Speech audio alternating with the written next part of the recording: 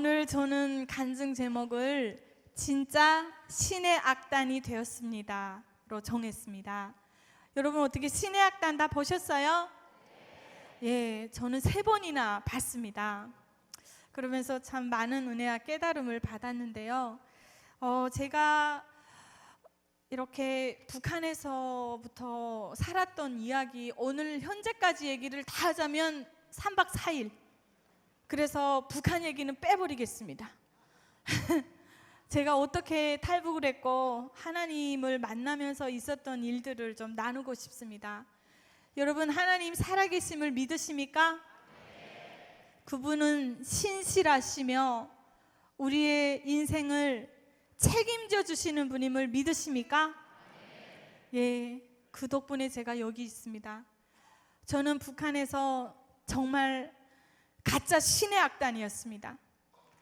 눈만 떴다 하면은 새벽 7시부터 출근길 옆에 나가서 기동예술 선전대에서 이제 가수로 활동을 했기 때문에 나팔을 불면서 방송을 불어대고 노래를 하면서 그들에게 정말 우리가 태어난 이 땅이 최고고 조선이 없는 지구는 없다, 막 이런 개소리를 하면서 정말 미친 듯이 일을 했습니다. 그러나 잘해진 것은 한 달에 쌀 1kg도 살 수 없는 500g 값이었어요. 800원. 여러분 아마 대한민국에서 우리 한 달 일했는데 한 달 월급이 쌀 500g 값이면 대통령 내일 내려오셔야 될 겁니다. 근데 저희는 전혀 그냥 그런가 보다 이러고 살았습니다. 너무도 이 생활고에 시달리고 배고픔은 뭐 일상이고요. 바지 하나, 뭐 겨울이 되면은 패딩 하나를 준비하려고 하면은 한 2달 먹을 식량, 온 가족이 2달 먹을 식량을 팔아야 패딩 하나를 마련할 수 있었어요. 그러니 이게 뭐 사는 게 아니었어요. 그렇게 힘든 어느 날 중국으로 가면 식당 일을 한 달만 해도 1,000위안을 받을 수 있다는 빅뉴스가 귀에 꽂히게 됩니다. 동네에 아는 언니가 중국으로 가서 돈을 벌고 돌아오는 길까지 다 책임져 주겠다라고 하면서 중국에 대한 이야기를 들려줬어요. 사실 탈북을 결심하기는 정말 쉽지 않았습니다. 왜? 두만강을 건너서 외국으로 가는 순간 나는 반역자인가? 라는 그 꼬리표가 떠나질 않았어요. 그래서 가겠다고 결심을 했다가 마음을 바꾸고 몇 번을 그러다가 마지막에 궁지에 몰리니까 오게 되더라고요. 그래서 집에다 편지 한 장을 남겨뒀습니다. 아버지, 어머니, 저는 이 나라와 이 조국, 장군님과 수령님이 싫어서 가는 게 아니에요. 가서 돈을 벌어갖고 6개월만 벌고 돌아오겠습니다 라는 편지를 이렇게 써놓고 2008년 1월 23일 날, 지금 생각해보니까 22살이었더라고요. 그때 친구 우림이와 함께 그 동네에, 우리 그 귀여워요, 이름이 복실이가 안내를 해줘가지고 두만강에 내려와서 중국으로 들어오게 되었습니다. 중국으로 들어왔는데요, 현실은 그게 아니었어요. 일단은 문화 충격을 좀 많이 받았습니다. 배꼽을 그 한겨울에 1월에 이렇게 내놓고 싸돌아다니는 여성들이 많길래 정신병자인 줄 알았고요. 정말로 정말 너무 잘 살더라고요. 어떻게 두만강 요 하나를 넣고 천국과 지옥이 존재하나. 저의 천국과 지옥의 기준은 불빛이었어요. 너무 밝더라고요. 북한은 김부자들의 동상에만 전기불이 들어와요. 그래서 뭐 전기불이 어쩌다 이렇게 딱 들어오면은 너나 나나 온 동네가 불났다고 환호성을 지를 정도였어요. 근데 24시간 전기가 안 가더라고요. 그런 세상을 태어나서 처음 경험을 했습니다. 뭐 3일 만에 아저씨 우리 일을 해서 돌아가야 되니까, 돈 벌어서 돌아가야 되니까 빨리 일자리 구해주세요 라고 했더니, 저희가 이제 두만강을 건너서 중국으로 들어올 때는 그 복실이가 안내를 해줘서 다 연결한 중국의 복실이 대방이 있었기 때문에 그 사람한테 온 거예요. 왔는데 그냥 뭐 진짜 일처의 망설임도 없이 이 표정 하나 안 바뀌고 내가 너네를 돈을 주고 사왔다 그러는 거였어요. 그래서 너무 기가 막혀서 얼마씩 주고 샀어요? 그랬더니 제 친구와 저를 각각 한 사람당 3,000위안씩 주고 북한에서부터 우리가 팔려온 거예요. 모르고. 뭐 방법은 없었어요. 제가 강씨들이 성깔이 있어요. 그 문 칵 박차고 북한 돌아간다고 나왔지만 그 낯선 땅에서 말도 몰라 길도 몰라 아무것도 할 수 없는 그 땅에서 제가 갈 곳이 없었어요. 어떻게 북한을 돌아갑니까? 그래서 엉엉 울다가 다시 브로커 집 들어가가지고 어떻게 해야 됩니까? 했을 때 그 사람이 내놓은 게 이거였어요. 시집을 가라.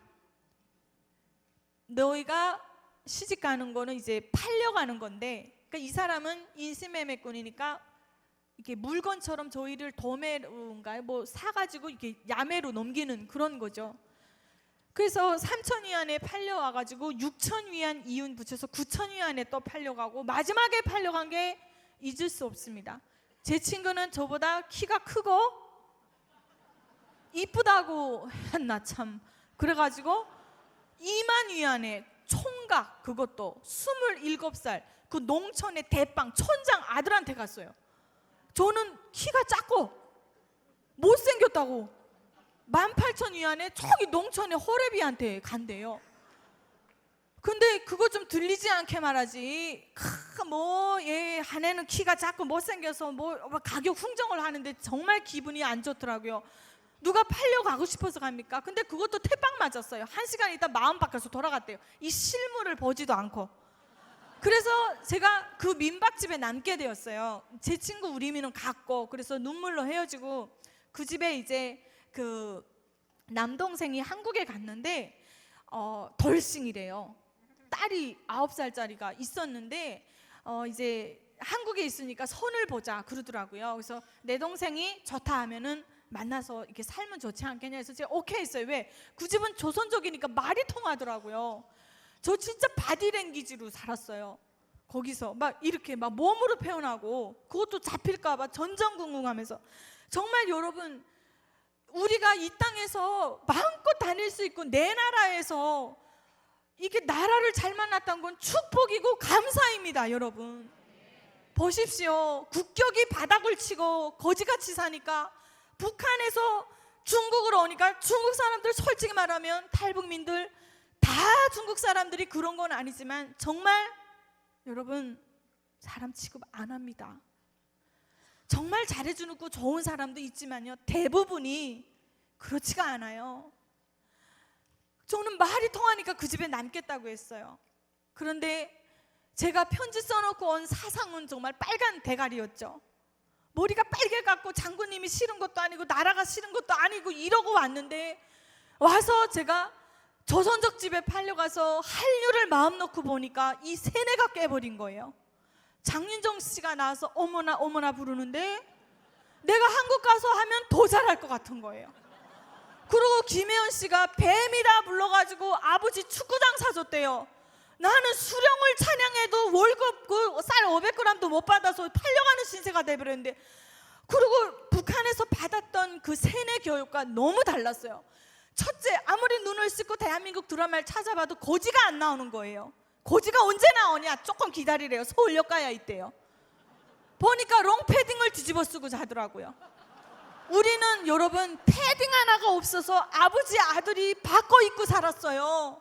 예. 근데 이게 무슨 일이에요? 근데 한국 드라마는 김정은, 뭐 김정일이 나빠, 너네 북한 뭐 살아, 이런 거 하나 없어요. 근데 세뇌가 깨더라고요. 나도 저 나라에 가서 사람답게 살고 싶다. 근데 지금 이 남편 될 사람이랑 그 한국에 이제 그 돈 벌러 간 그분이랑 채팅으로 손을 봐서 통과가 됐단 말이에요. 그래서 그 집에 남았는데 이 사람이 하는 말이 어차피 얼굴 못 보고 만난 거 6월 달에 만나자. 그때가 2008년 3월이었거든요. 1월에 탈북해서 그 집에 들어간 게 3월이었어요. 왜냐? 어차피 얼굴 못 보고 만난 거 6월에 만나야 된다. 지금 중국에서 한국으로 돈 벌러 너무 많이 왔기 때문에 당신 보겠다고 들어가면 일자리를 잃는다는 거예요. 그 어간에 제 세뇌는 깨버렸고, 나는 이미 한국으로 가고 싶고, 이 사람이 들어오면 이제 여기 잡혀서 애 낳고 살아야 될 판이에요. 여러분, 대한민국 말로 똥줄이 타더라고요. 죄송합니다.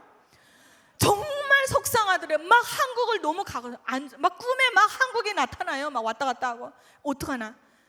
근데 사람이 불안증에 시달리고 너무 가고 싶고 이러니까 우울증이 오더라고요.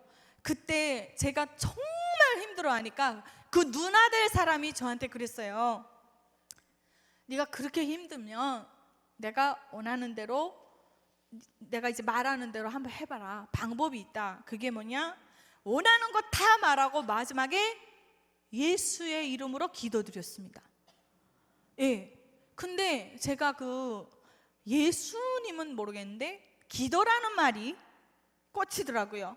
제가 두만강을 건너올 때 제 친구는 먼저 건너갔고, 우리를 넘겨주던, 자기 근무 시간에 복실이한테 돈을 받아서 넘겨주던 국경경비대 군인이 있었어요. 한 사람씩 보내고 빨리 가라고 해서 제가 우리미가 먼저 가고 제가 반을 왔는데 누가 뒤에서 제 목덜미 확 잡았어요. 저는 순간 배신자 색출에 내가 걸려들었구나 했는데 제 귀에 뭐라고 하냐면, 야, 너 이제 중국 가면 거기서 잡혀 나오지 말고 잘 살아. 내가 너를 위해서 기도해 줄게. 근데 그 기도라는 말이요, 뭐 한쪽으로는 심각했겠지만 한쪽으로 아무렇지도 않았어요. 들어본 적이 없거든요. 미디어든 책이든 써보지도 못했어요. 그래서 그냥 이렇게 넘어와가지고 빨리 가고 확 밀어버려서 중국으로 넘어와서 이렇게 들어왔는데, 용길로 들어오는데 이 마음에요, 보이지 않는 확신이 너무 강한 거예요. 중국에 가면 누군가가 나를 기다리는 것 같은, 그게 너무 강해서 제가 그랬어요. 누가 날 기다리지? 나는 중국에 친척이 없는데. 이렇게 제 친구한테 중얼거리면서 말을 했더니 얘가 대꾸를 안 하더라고요. 말 같지 않으니까. 그리고 아니 까맣게 잊어먹었던 기도가 이제 생각이 난 거예요.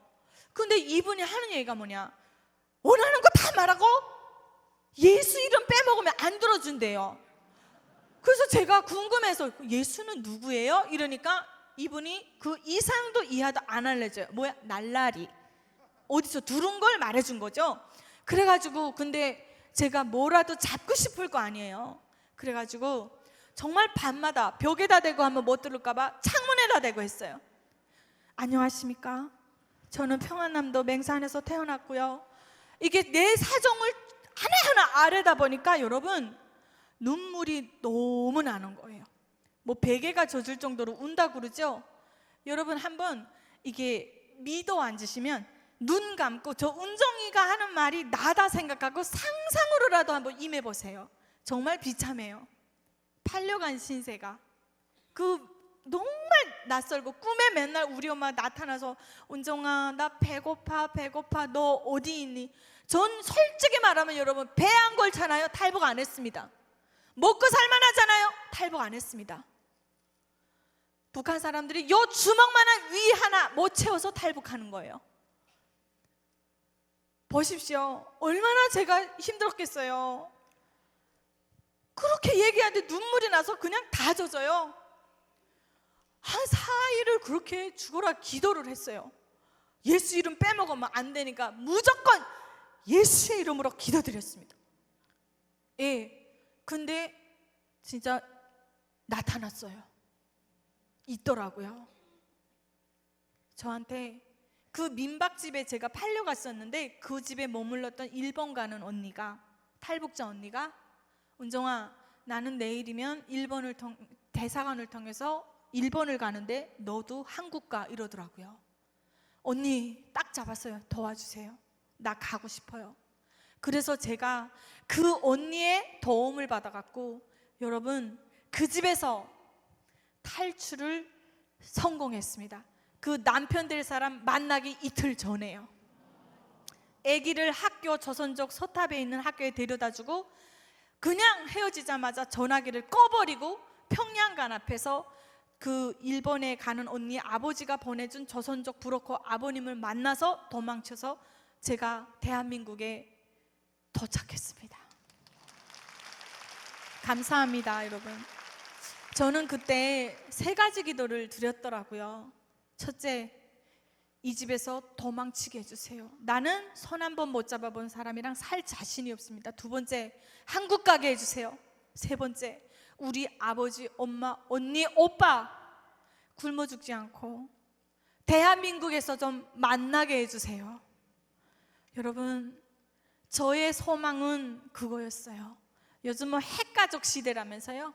아주 남북이 난리가 났어요. 북한은 핵 만들어라 정신없고, 여기는 그냥 핵 그냥 뭐 결혼도 안 하고 강아지랑 살아요? 그런다며요? 예, 아주 남북이 쌍으로 난리가 났어요. 여러분, 가족이 얼마나 소중한 줄 아십니까? 가족은요, 하나님이 주신 최고의 선물이자 천국이에요.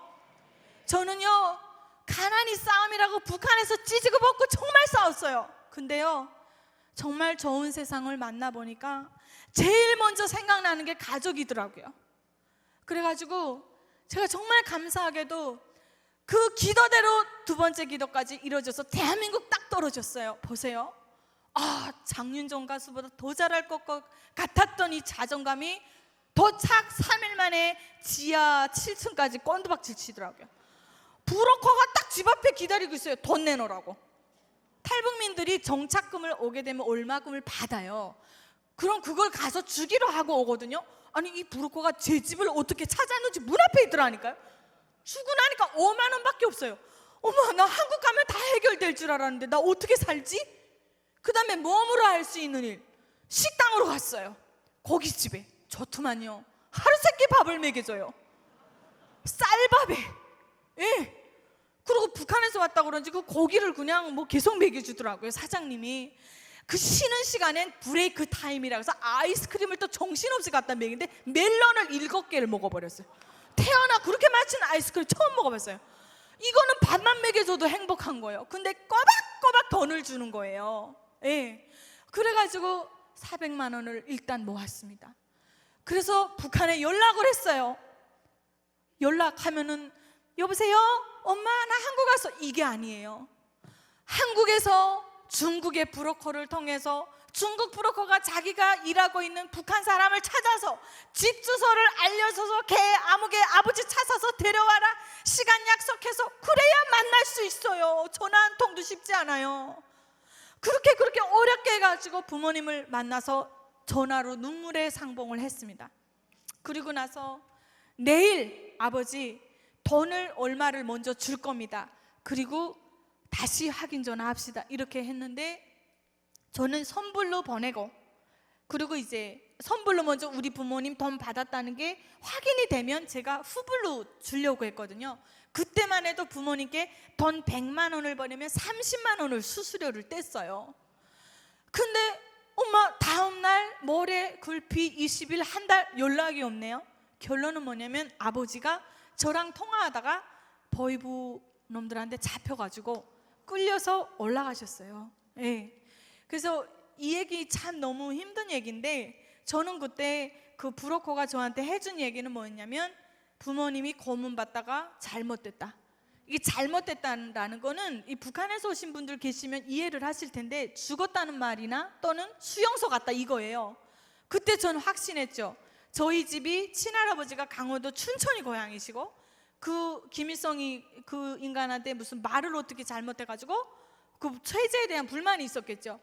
정말 항의 한마디 못하고 정치범 수용소를 1964년도에 가버리셨어요.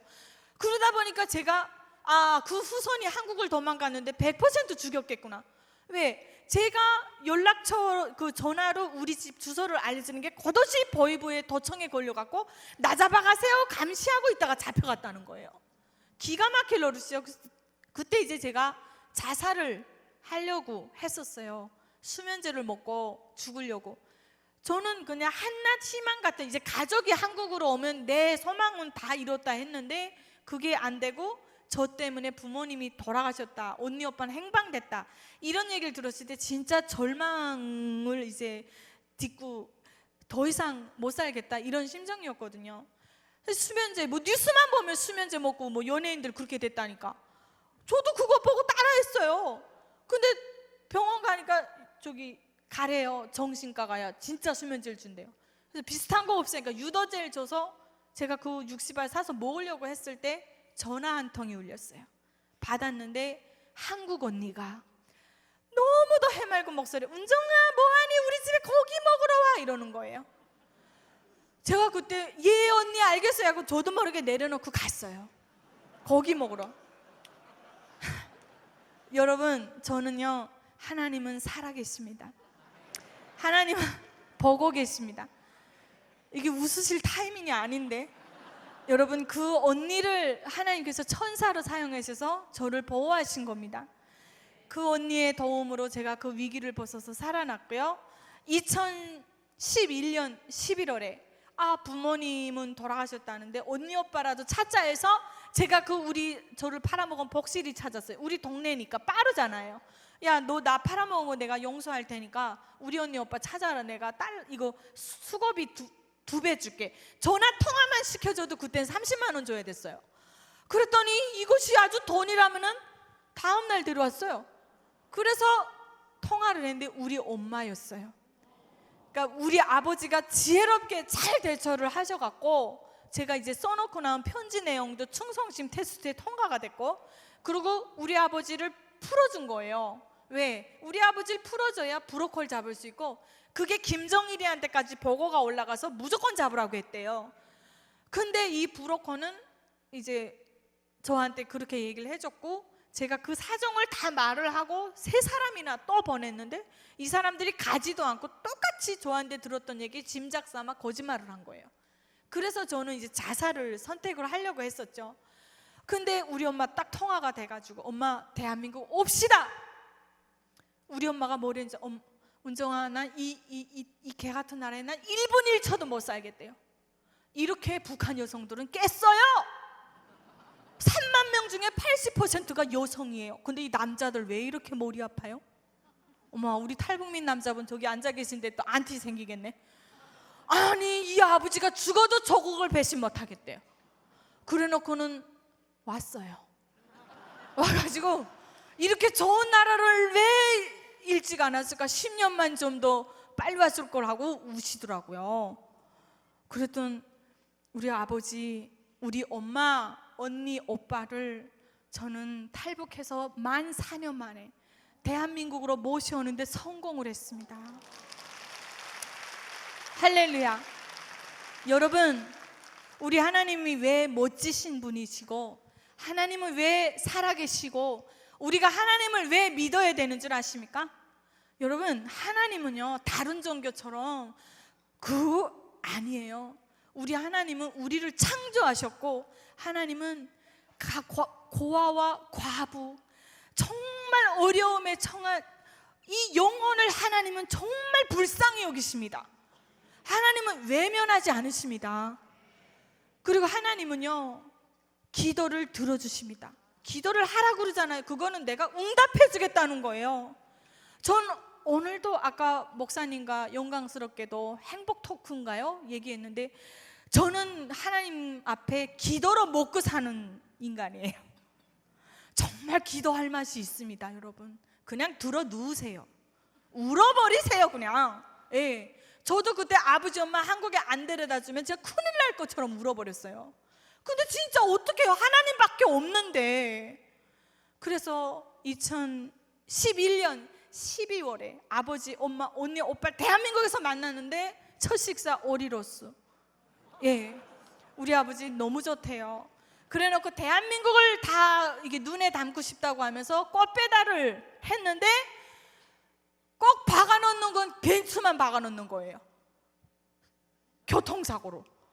큰일 나겠다 해서 우리가 잡아 말렸어요. 아버지 이러다 사고 나서 예수 믿기 전에 하늘나라 가겠네 하고. 예, 그래서 아버지에게 전도를 하고 또 하고 하는데, 솔직히 말하면 우리 아버지가 지금 레드라인에 와 있어요. 여러분들이 아주 강력한 기도가 필요합니다. 저희 아버지가요, 이곳에 오셨어요. 예. 아버지를 좀 무대 위로 모셔볼게요. 예.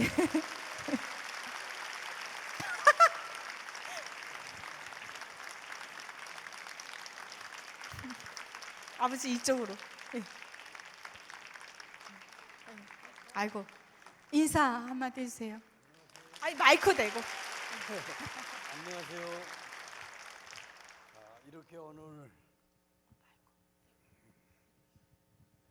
이렇게 오늘 제가 경산중앙교회 이렇게 성도님들을 만나게 되어 정말 반갑습니다. 제가 가장 반갑고 기쁜 것은 경산중앙교회 성도님들께서 하나님을 믿으시고 하나님을 따르시고 하나님께 기도를 하는 것이 정말이 자랑스럽고 기뻐서 제가 가장 기쁩니다. 아멘. 아이고 아버지 멘트를 많이 준비하셨네. 멘트가 뭐야? 그리고 똑같은 말 하면 안 돼. 아까 방송에서처럼. 예? 반복하지 말고요. 그럼. 자, 근데 왜 한국으로 안 오려고 하셨어요? 엄마는 가겠다 그러고 아버지는 못 간다 그러고 하니까 오빠가 수면제에다 술을 타서 먹였는데 늘어져서 깨버린 거예요. 그래서 실패하고 어떻게 왔는데 어떻게 오셨어요? 저는 한국에 안 오려고 했던 것이 저희 아버지가 아버지 고향이 강원도 춘천입니다. 강원도 춘천인데 전쟁 전에는 개성시에서 살았습니다. 개성시가 전쟁 전에는 남한 땅이었습니다. 그러다가 전쟁이 끝나고 개성시가 북한 땅으로 넘어갔는데 우리 아버지는 그때 아니 그 전쟁이 끝나서 그게 개성이 북한 땅으로 넘어갔으면은 제가다 남한으로 와야 되겠는데 안 오고서 개성에 있다가 저 평안남도 맹산군으로 추방을 돼서 59년도에 제가 5살 때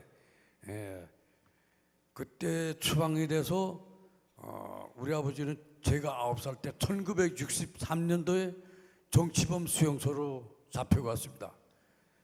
그래서 저는 그때부터 우리 집은 반동의 집안이 되었고 반역의 집안이 되었습니다.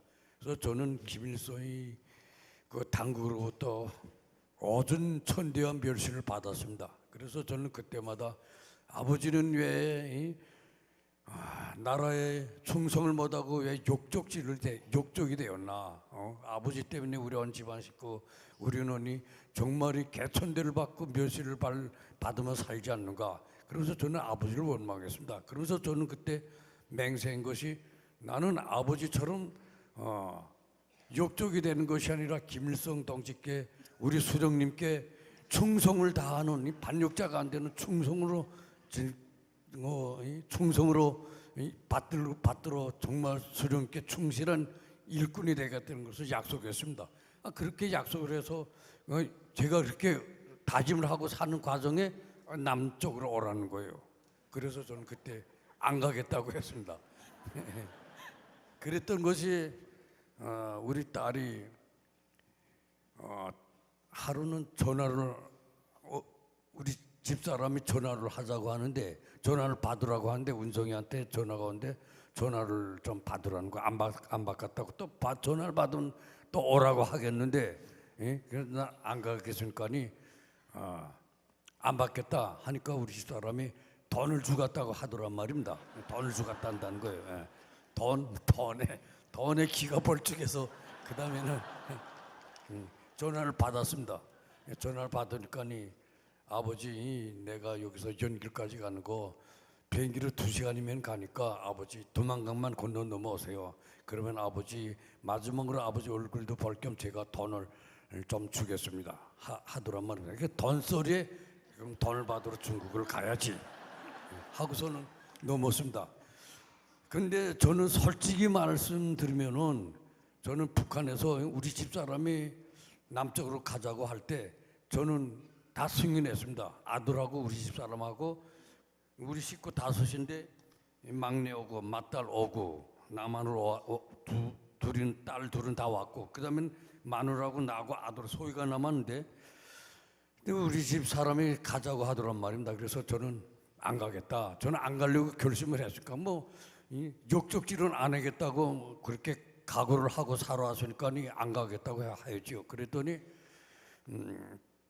그러면서 당신을 가라. 아버지 날밤 새겠는데. 가라. 아들하고 가라. 그러고서는 작별 인사를 다 했습니다. 갈 때 절대 주의해서 가라. 당신은 가다가 아들 보고도 가다 잡히면 너희 죽는다.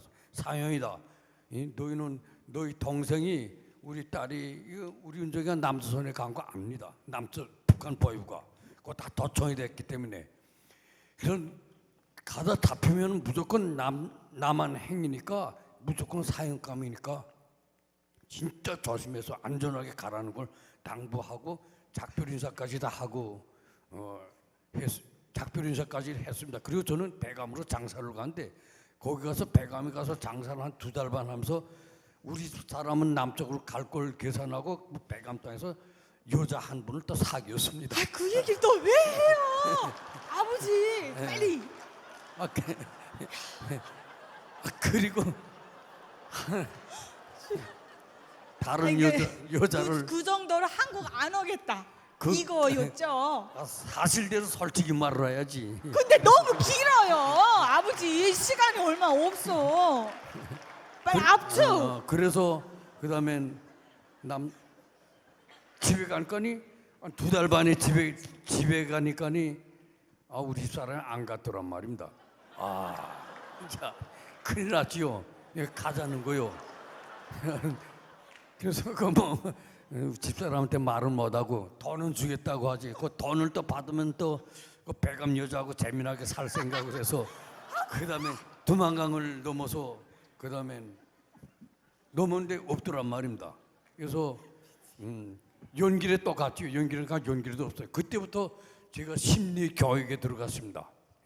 브로커가 대한민국 TV를 켜주더란 말입니다. 그 TV를 보면서 대한민국을 알게 되었고 대한민국이 살기 좋다는 것을 알게 되었고 그때 김일성이한테 속아 살았다는 걸 깨닫게 되었습니다.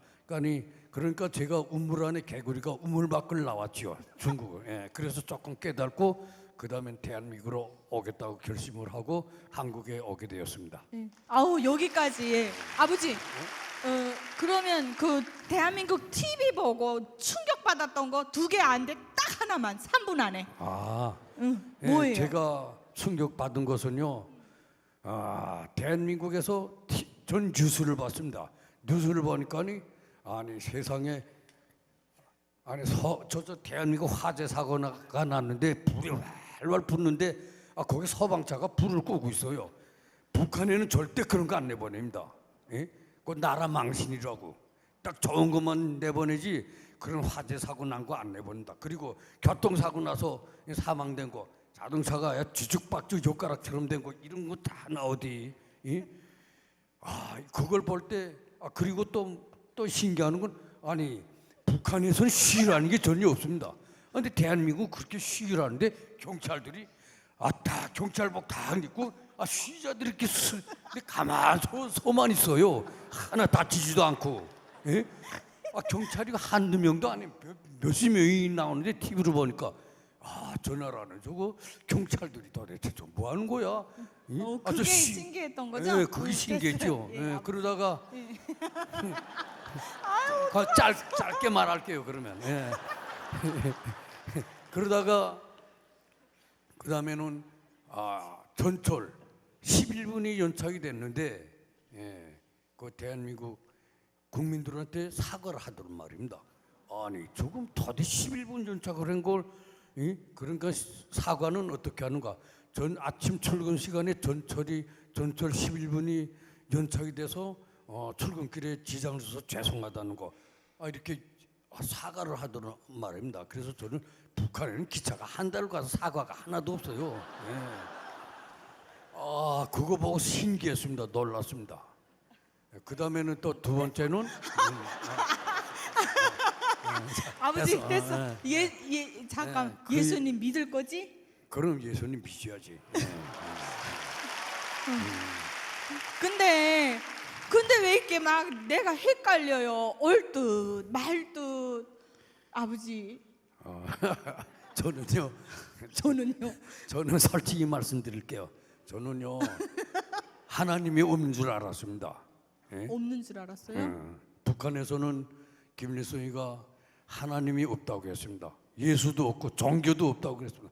그러면서 45년도 해방이 되고선 북한에 그렇게 많던 천도교, 기독교, 이 목사님들, 그다음 장로님들, 그다음엔 집사님들, 그 많은 사람들을 다 감옥에 쳐넣지 않으면 사형시키고 정치범 수용소를 보내고 그렇게 많던 십자가이고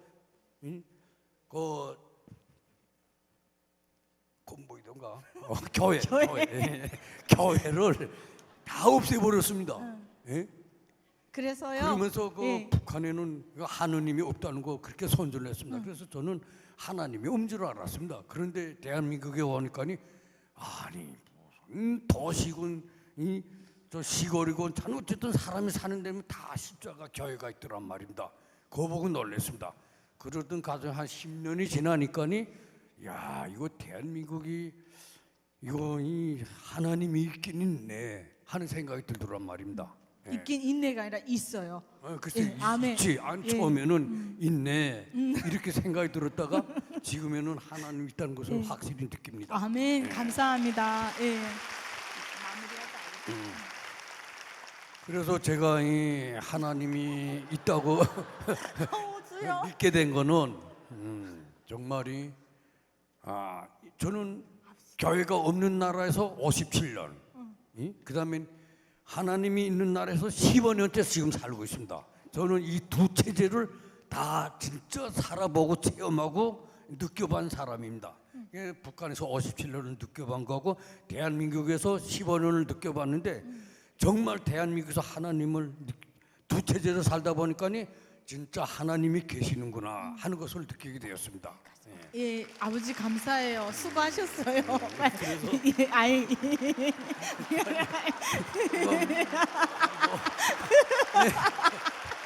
다음에 이야기하겠습니다.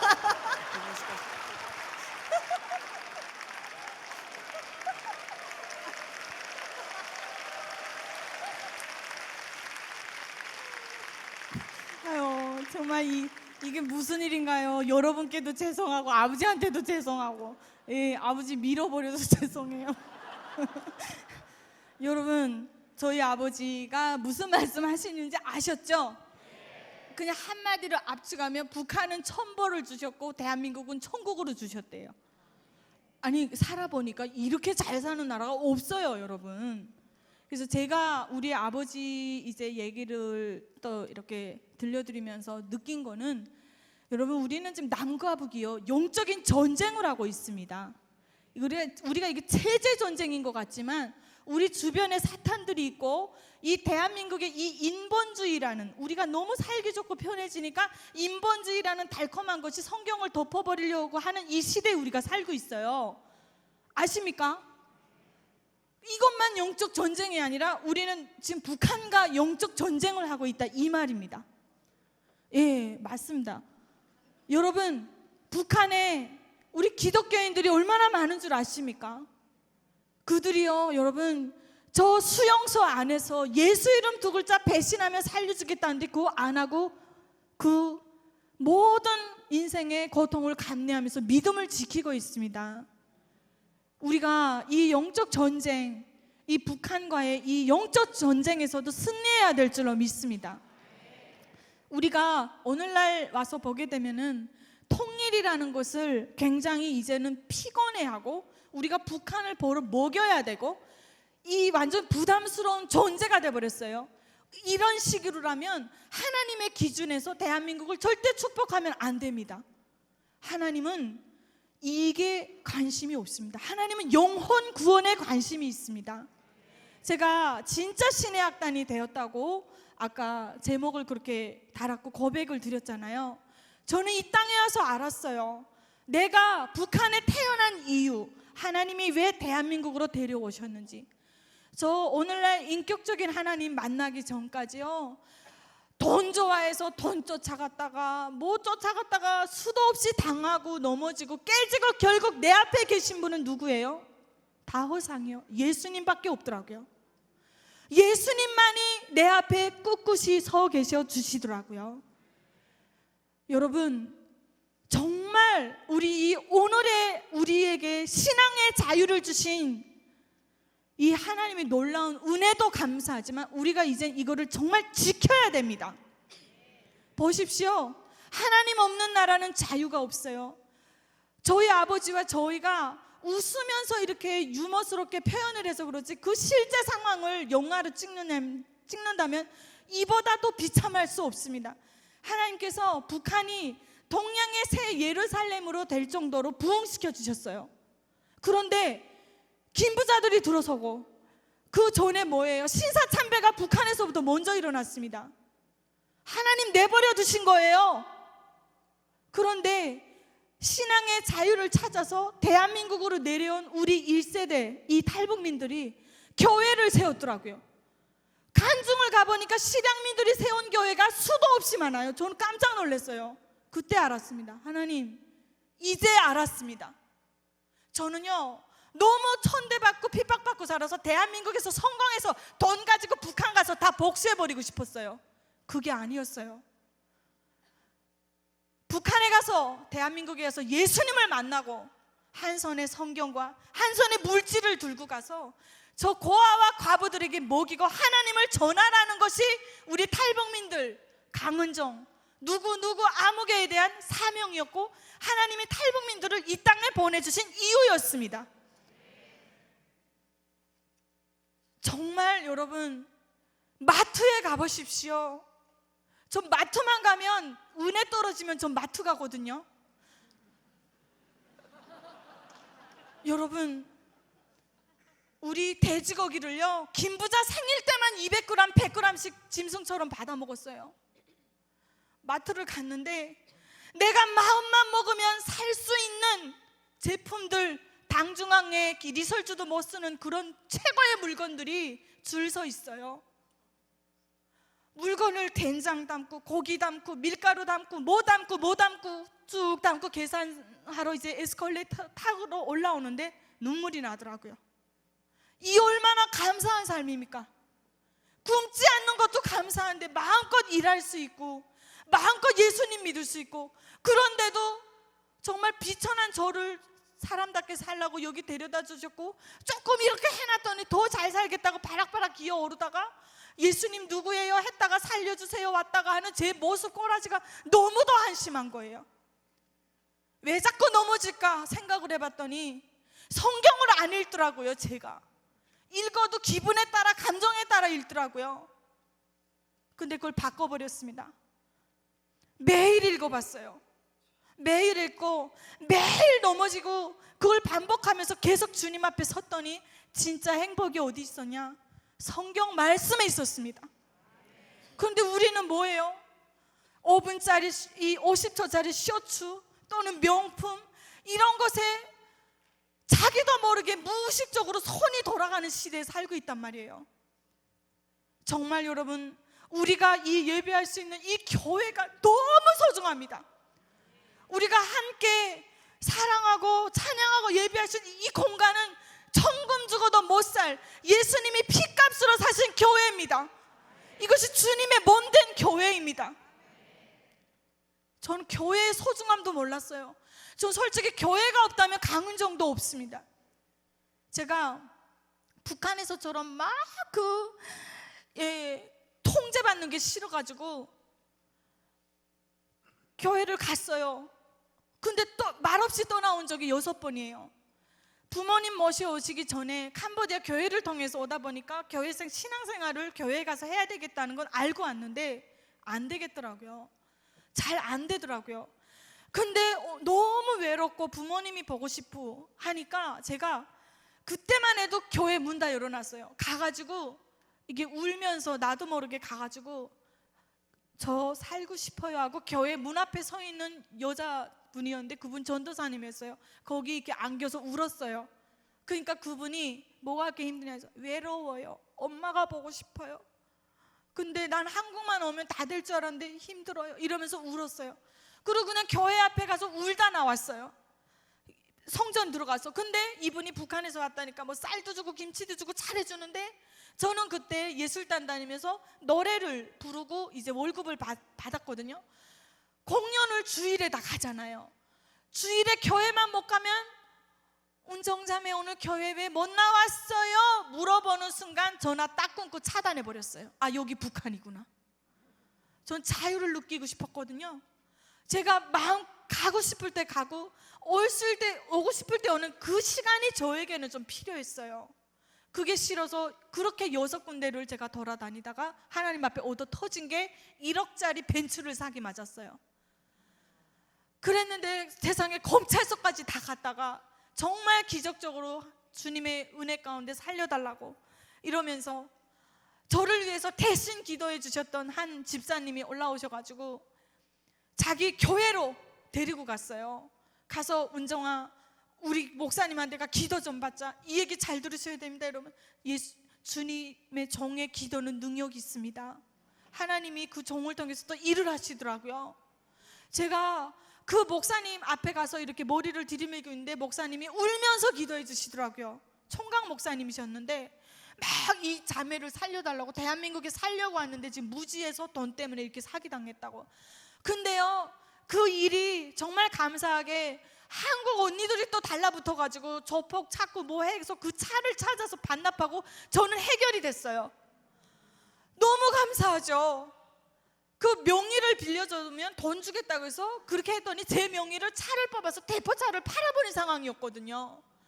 이게 얼마나 끔찍한 일입니까? 그런데 일이 해결되고 나니까 그 교회에 가서 목사님께 한번 그 예배 자리가 얼굴 비춰주는 게 저는 인사갚음이라고 생각하고 그 교회를 갔어요.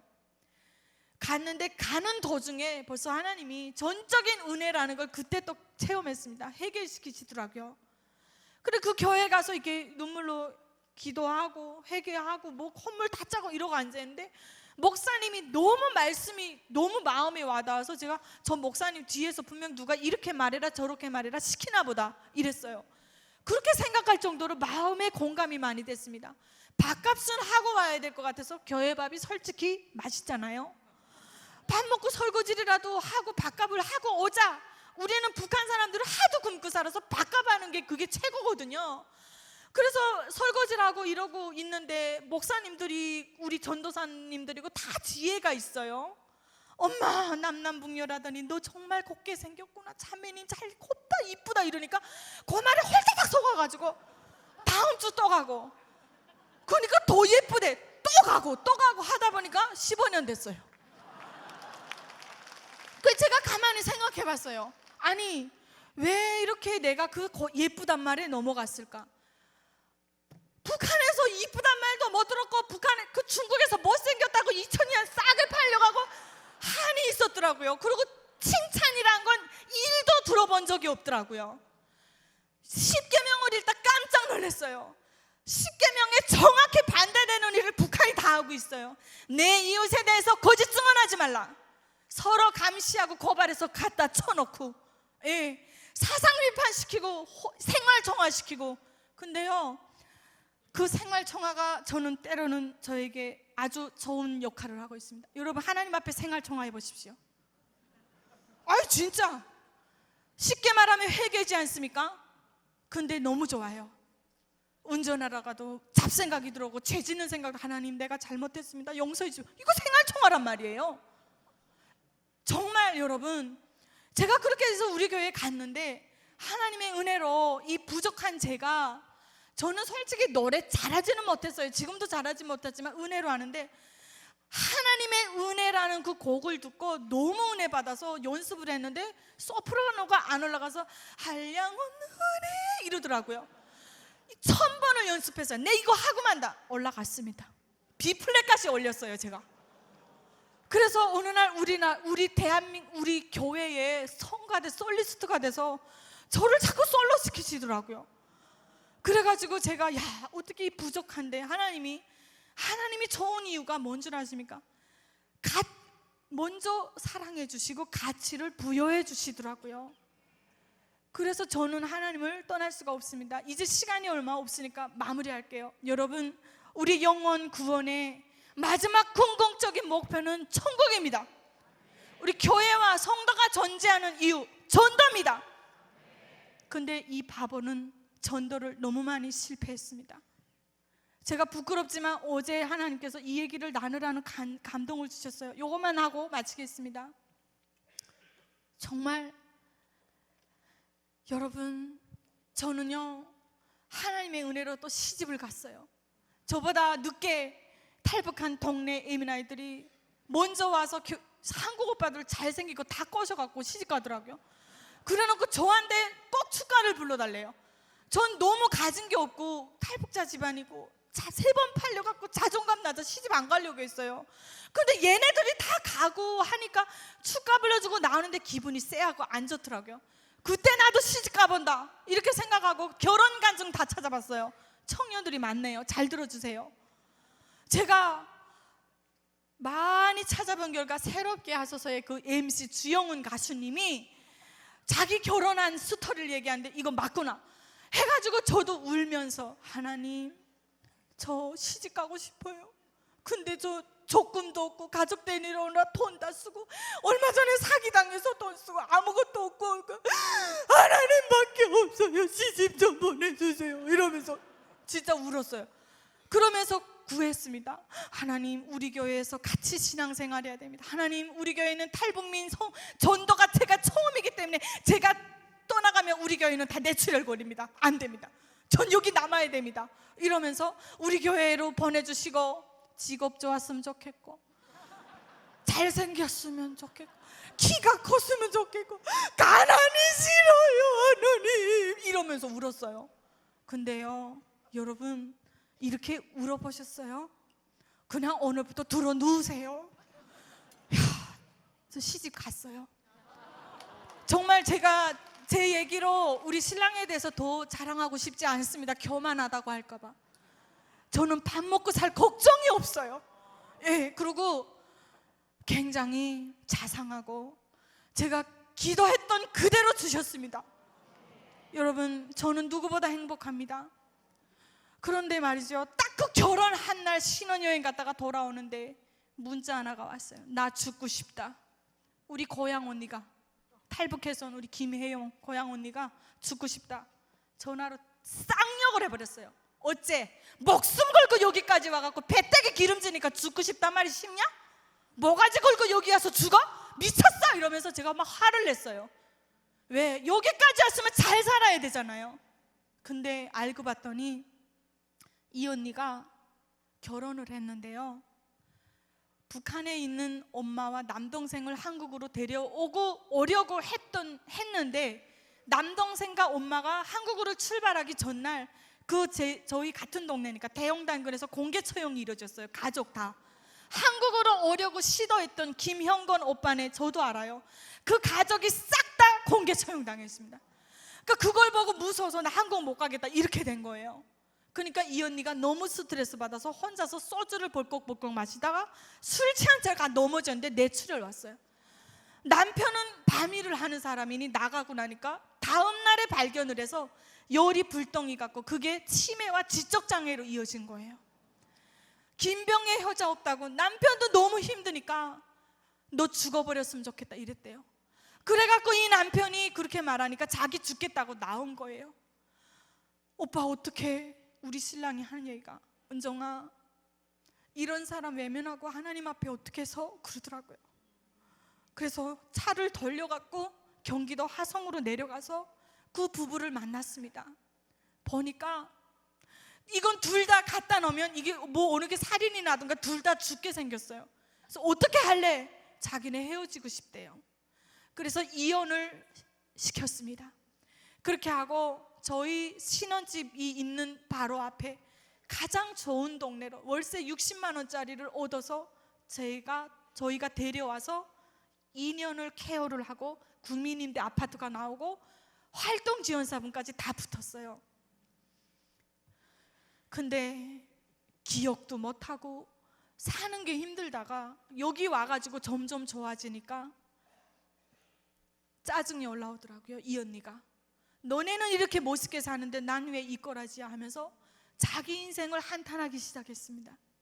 근데 저는 그때 그 언니를 데려다가 저기 하남에 있는 해림교회에 맡겼어요. 거기가 북한 선교가 잘 돼 있거든요. 그 교회에서 지극정성으로 돌봐줬습니다. 근데 제 눈에는 나라에서도 덜 빠져, 교회에서도 덜 빠져. 나도 있고 하는데 불평을 좀 안 했으면 좋겠는데 들어주는 것도 하루 이틀. 아침에 자고 일어나면 장문이 이만해요. 너는 애도 있고 남편도 있는데 난 왜 이꼬라지냐. 그러니까 어느 순간 제가 질투의 대상이 되었고, 그 언니한테 제가 옆에 새 친구가 돼가지고 이 정도면 감사해야 되는 거 아니냐, 그러기 시작했습니다. 그러다가 우리 첫째를 출산하고 그 아이를 보는데 하나님이 우리 그 혜영 언니를 생각나게 해주셨어요. 그래서 제가 다시 회개하고 정말 뭐 필요하다고 할 때마다 백화점에 가서 제일 좋은 걸로 다 사줬어요. 근데 언니가 끝내 작년에, 여기 PPT 좀 킬게요. 어디 갔죠? 예, 이 언니거든요. 같이 밥 먹으면서 찍었는데요, 이게 많이 지금 좋아진 상태였는데 성경을 필사하라고 제가 성경도 사줬습니다. 근데 혼자 있다가 할동지원사분이 없을 때 쓰러져서 혼자 결국에 병원 실려가서 생을 마감했습니다. 근데요, 제가 이 언니가 이렇게 눈을 감고 있을 때, 의식이 없을 때 귀는 들린대요. 그래서 지원사분은 옆에 계시고 저는 뭐 가도 안 만나준다니까 전화로 이렇게 영상통화를 하면서 제가 언니를 위해서 마지막 기도를 해줬습니다. 그리고 제가 언니야 미안해 그랬어요. 내가 너무 정죄해서 미안하다. 언니의 이야기를 들어주고 기도만 해줬어도 되는데 어느 날 내가 내 의에 가득 차가지고 정죄하고 너무 미안하다, 그렇게 사과를 하고 언니가 30분 뒤에 눈을 감았습니다. 근데 언니가 돌아갔는데 하나님이 분명 데려와서 책임자라고 해서 데려왔는데 언니가 이 세상에 없는데 하나님이 저에게 너무 냉정하신 거예요. 어떠한 감동도 안 주시는 거예요. 제가 물었어요. 하나님, 그래도 혜원이 천국 데려가셨죠? 우리 맨날 기도했는데 하나님 천국 데려가시죠? 계속 물어보신데 하나님이 서운해하시는 마음이 저한테 느껴지는 거예요. 여러분, 사랑이 없는 전도는 꽹과리와 같습니다. 너무 불쌍하게 목숨 걸고 여기까지 와가지고 정말 잘 살았으면 좋겠는데 그래도 의지할 건 저밖에 없었는데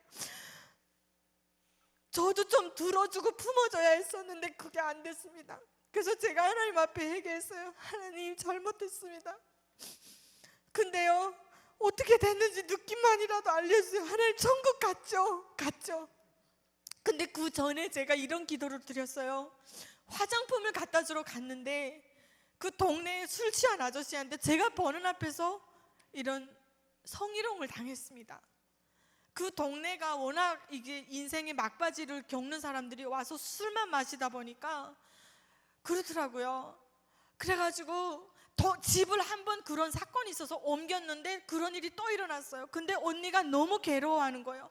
근데 저도 그걸 두 눈앞에서 보고 나니까 빡이 돌더라고요. 그래서 제가 집으로 오면서 울면서 기도했어요. 하나님, 혜원 언니 살아있어도 저렇게 고통스러운데 이 동네 가도 안 되고 저 동네 가도 안 되고, 솔직히 말하면 좀 특별하고 이러니까 교회에서도 어느 순간 되니까 왕따가 되어 있는 것 같고, 하나님 데려가 주시면 안 돼요? 데려가 주시면 안 돼요? 저 영원히 제 자신이라고 생각했을 때 너무 가슴이 아파요. 이렇게 울면서 제가 기도를 했는데 그 일주일 딱 뒤에 언니가 혼자 있다 쓰러져서 가는 걸 봤습니다. 저는 모르겠어요. 하나님 앞에 섰을 때 저에게 잘했다, 뭐 하나님 꾸지 좀 주시겠죠.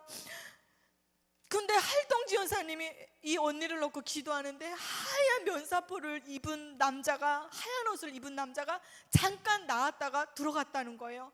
그래서 제가, 그럼 예수님은 빛이시고 깨끗하신 분은 예수님이시니까 예수님이시겠네.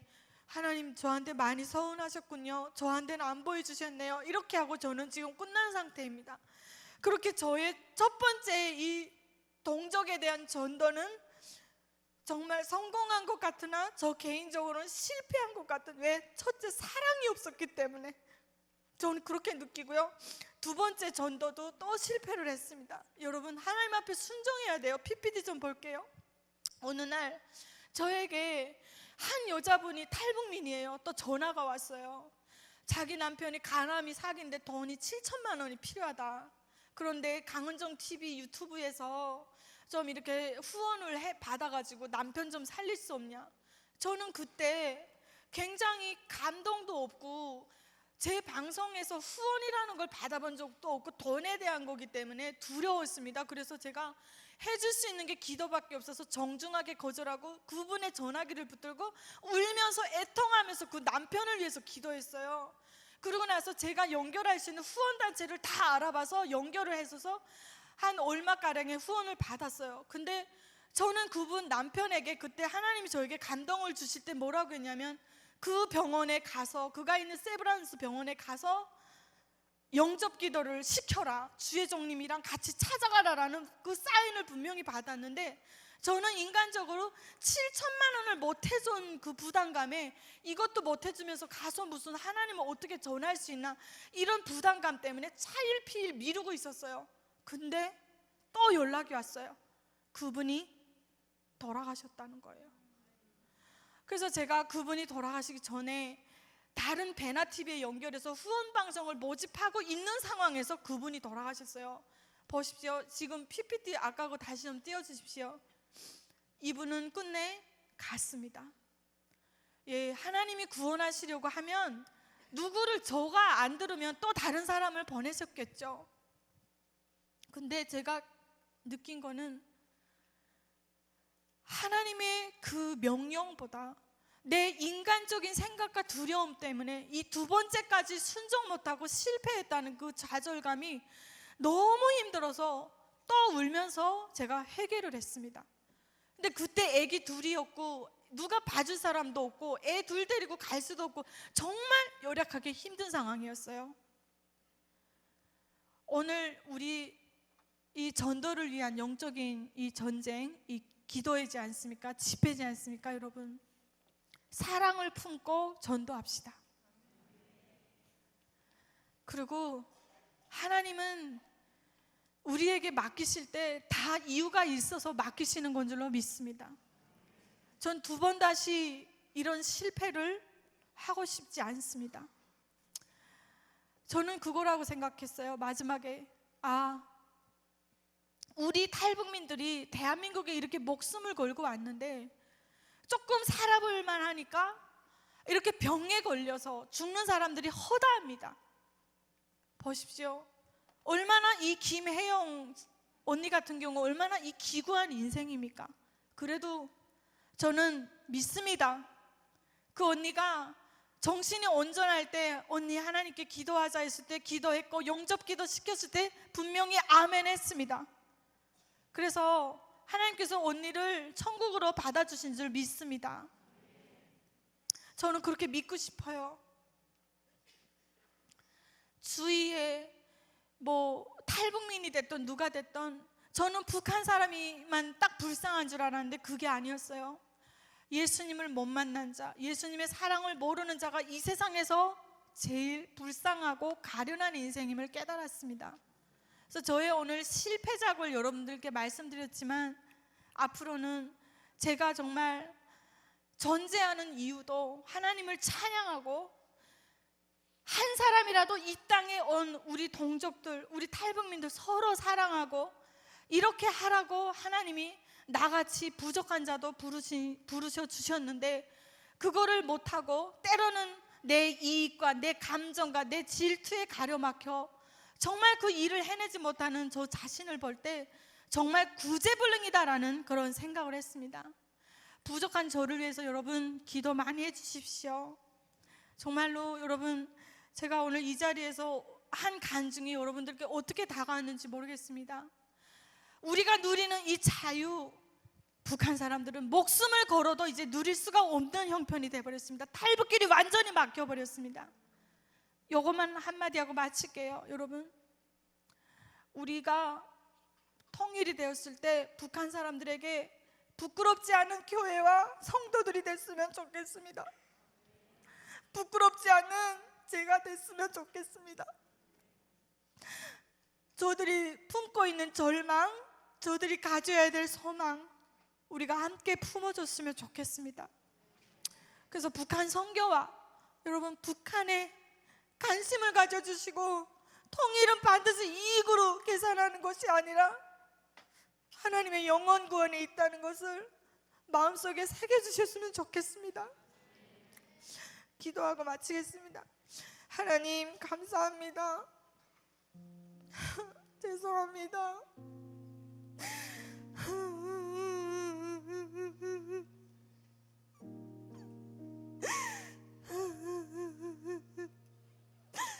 하나님, 우리 대한민국 교회를 일으켜 세워주옵소서.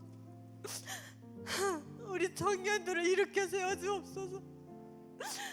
하나님, 영적인 힘을 잃어가고 있는 이 시대에 우리에게 다시 한번 성령의 새 힘을 불어주옵소서. 아버지여, 만능주의, 물질 만능주의, 기복신앙주의, 아버지여, 이 영 안 좋은 사탄의 영의 힘이 너무 심해서 우리가 어찌할 수가 없습니다. 하나님의 강력한 능력과 성령의 임재가 갑절이나 임하기를 원하나이다. 아버지, 저 땅의 북한에서 아직도 예수님 부인하지 않고 그 삶을 묵묵히 감당하며 믿음을 지키고 있는 우리 그리스도인들을 기억하여 주옵소서. 하나님, 저 땅의 우상 숭배가 무너지게 하여 주시옵소서. 아버지여, 우리가 다시 한번 성령으로 새롭게 되게 하여 주옵소서.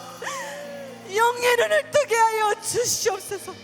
하나님, 우리의 가족과 우리의 이웃과 하나님 사랑하시고 주목하시는 영혼을 향하여 우리가 새 힘을 입고 복음을 붙잡고 다시 한번 일어나 아버지여, 독수리 날개쳐 올라가는 힘을 가지고 여호와를 앙망하며 나아가게 도와주시옵소서. 하나님, 오늘 이 집회 가운데 임재하여 주신 줄로 믿습니다. 우리 아버지도 기억하여 주시고 예수님을 인격적으로 만나기를 원합니다. 하나님, 부족한 저의 간증이 누가 되지 않도록 우리 성도님들의 마음속에 시험이 되는 것들이 있다면 지어주시옵소서. 우리 아버지 하나님, 우리를 위해 죽었다가 부활하시고 영원한 생명을 예비하신 우리 주님, 우리를 새롭게 해주실 줄 믿습니다. 다시 오실 주님을 기다리며 우리가 날마다 말씀 들고 승리하게 도와주옵소서. 모든 영광 주님께 올려드립니다. 예수님의 이름으로 기도드렸습니다. 아멘.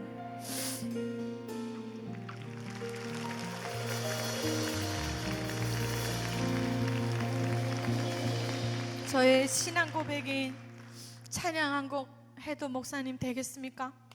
너무 늦어가지고요. 감사합니다.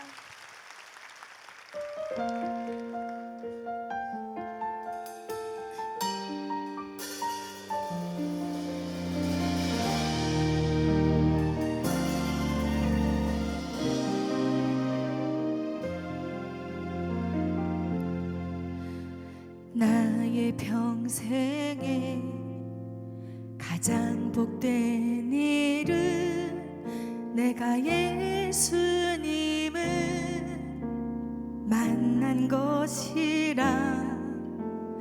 나의 평생에 가장 잘한 일은 내가 예수님을